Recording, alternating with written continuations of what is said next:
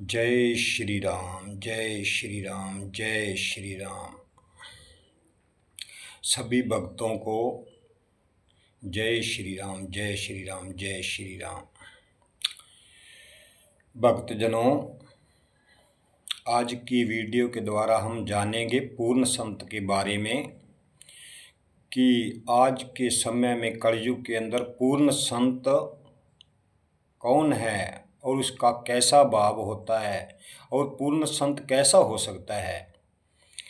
कलयुग के अंदर पता लगाने के लिए ये वीडियो अंत तक देखें कि पूर्ण संत की निशानियां क्या होती हैं।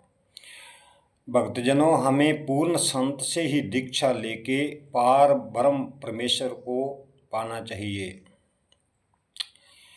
कुरुक्षेत्र के युद्ध के अंदर भगवान कृष्ण जब गीता बोल रहे थे तो अर्जुन ने यह सवाल किया था कि हे जनार्दन, पूर्ण संत कौन होता है, उसकी क्या निशानियां होती हैं और पूर्ण संत को हम कैसे जाने कि ये पूर्ण संत है। पार ब्रह्म भगवान कृष्ण ने उत्तर देते हुए कहा, हे अर्जुन, पहले तो ये समझ लीजिए कि वो संत तत्वदर्शी होता है।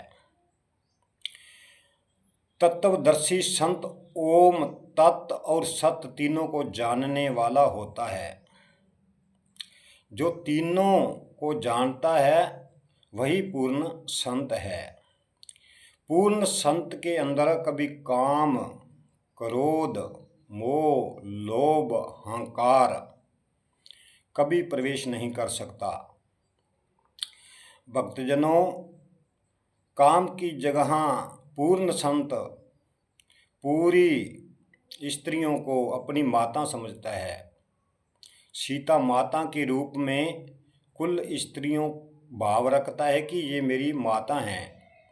पूर्ण संत सब मनुष्यों को राम का रूप देखता है कि ये मेरे पिता के समान, मेरे इष्ट के समान, मेरे भगवान के समान ये सभी मनुष्य पार ब्रह्म परमेश्वर ही हैं।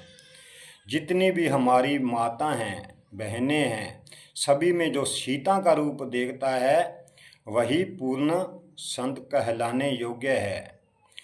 पूर्ण संत अपने शिष्यों द्वारा कभी वीआईपी और अपने शिष्यों में कभी भेदभाव नहीं रखता।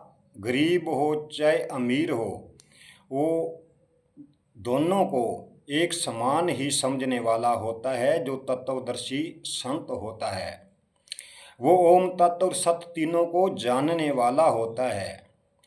वो पार ब्रह्म भगवान को जानने वाला होता है। ओम क्या है, तत्व क्या है, सत्य क्या है।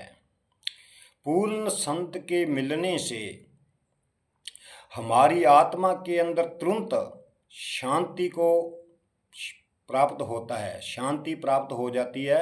उसे ही पूर्ण संत कहा जाता है।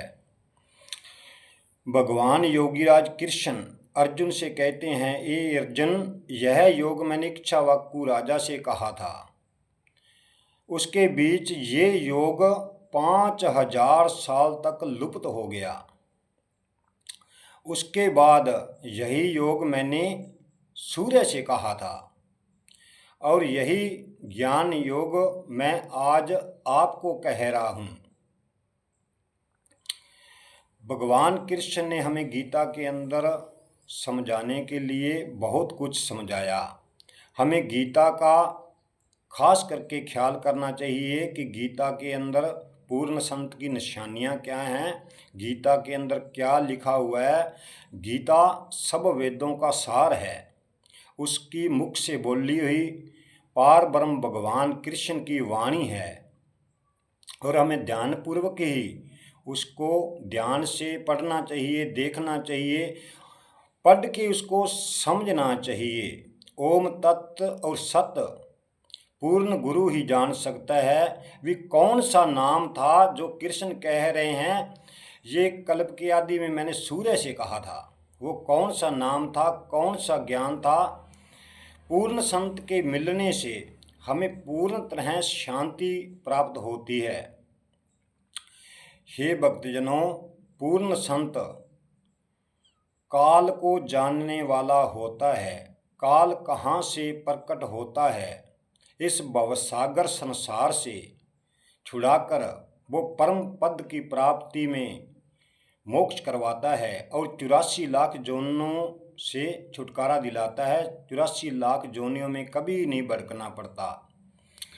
पूर्ण संत तुरंत मिलता है और तुरंत मोक्ष के अधिकारी इंसान बन जाता है और पूर्ण मोक्ष परम पद को पाकर इंसान सदा सदा के लिए इस पृथ्वी पर दोबारा जन्म नहीं लेता।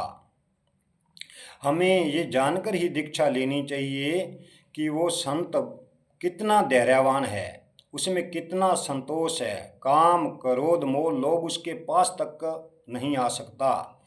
5 इंद्रियां उसके पास नहीं आ सकती। वो पूरा शांत और सत्य स्वभाव वाला ही संत होता है।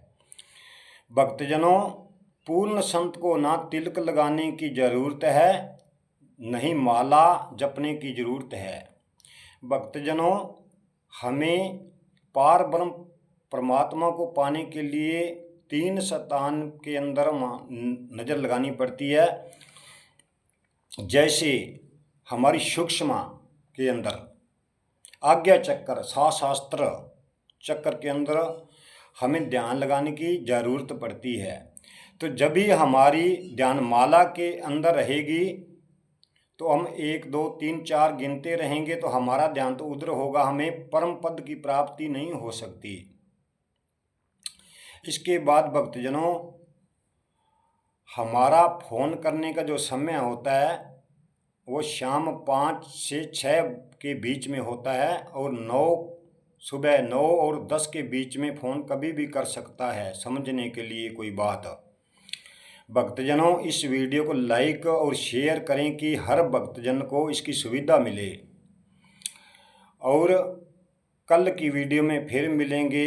जीवन रहा तो इस जीवन का पता नहीं रहे या ना रहे। जय श्री राम, जय श्री राम, जय श्री राम, जय श्री राम, जय श्री राम, जय श्री राम।